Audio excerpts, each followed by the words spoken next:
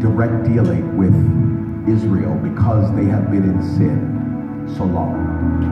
And they repeatedly refused to do what God had required of them. So in a type of anger, God creates these judges to deal with these people. In particularly, chapter 13 is what is considered to be the seventh apostasy, seventh time that they've been out of the will of God and not done what they were required to do. And so God does something very, very unusual, and I would like for you to follow me in the theology of this context. And I want to make you see how valuable you are to the people that you are around. Because I think that sometimes we forget in the selfishness of our thinking that it is the life that you live and it is. But you never know the people that God has assigned for you to touch. Amen. And the people that God is using you to change. And God is using you to bring people back into a place with Him. And sometimes you think that God just gave you a job so that you can make money. Ladies and gentlemen, God could have given you money without a job. He could have given you a job anywhere. He could give you money without a job. He doesn't need a job to give you money, but He needs a job to put you on so that you can touch people. Are you hearing me? The problem with the way that you are embracing this place of your life is that you don't know that God is doing more with you beyond your paycheck. Yes. Somebody shout hallelujah. Whenever you read the book of Judges, whenever you read any of the historical books, the history, what you are reading, is God's way of dealing with the people based upon history. So you've got the first 5 books of the Bible, which are the books of the law. Black and white, there's no frill, there's no nothing. It's real simple. It is what it is, you can't change it. But then the next 12 books are the historical books. 12 books of history that God uses to define what is the people of Israel and what is really going on, and within it you can find yourself within those 12 books of history.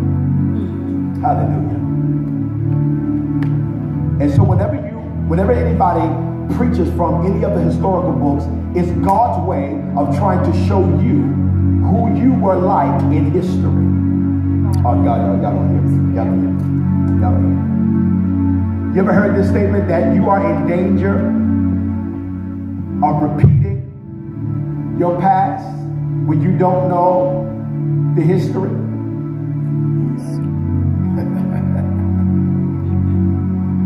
Ladies and gentlemen, what we are experiencing in the world is really a repeat.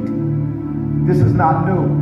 The problem is we have yet to learn. We're still not learning. And until we learn, we're going to continue to repeat a lot of what we have seen in the history. And I'm going to show you something historically here that's very pivotal. Now, the nation is in error. We know that they're in error because the first verse says, and the children of Israel did evil again. Somebody say again. Again. So this is not the first time. They've done this before. This is not foreign. They've done it again. But this time the Lord did something, Jason.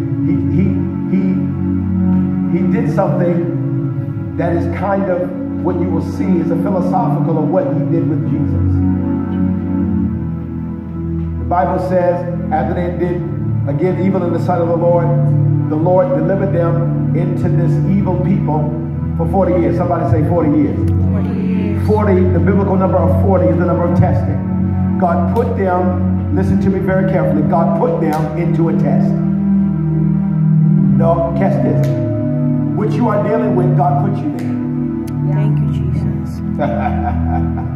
He put you there because of something that you were dealing with, because you have yet to learn of your way. So God put you in a place so that you could learn. Somebody say learn. Learn. The reason why you are not progressed is because you refuse to learn.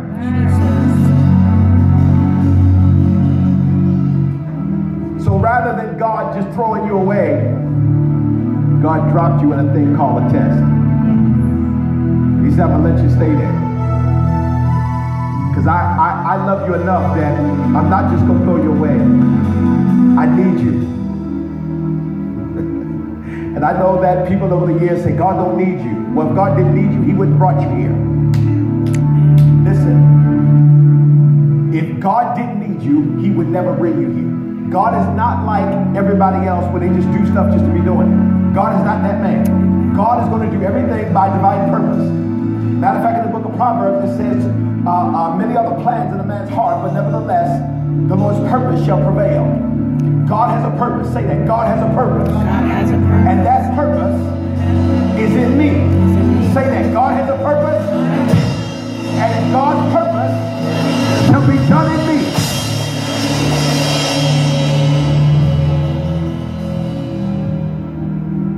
God's going to have his will done, but he needs you. That's why he brought you here. And every time you stumble, God has already got a backup plan to get you back in the course. Amen. Thank you, Jesus. Y'all don't hear what I say. Thank you, Jesus. Y'all don't hear what I say. Thank you, Jesus. You can't mess up that much that God can't bring you back. Yes. Yeah, see, that was a moment for you to just worship the Lord right there. Because the truth is, you were just 24 hours ago in a mess.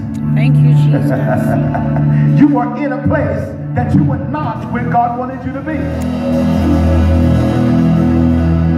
So God, like a great chess player, he said, okay, you make a move, I gotta move. Because I'm always gonna be. Who in here plays chess? Who in here plays chess? Or you know about chess? Okay, all right. Now, somebody tell me if you're a good chess player. I'm gonna find out right here.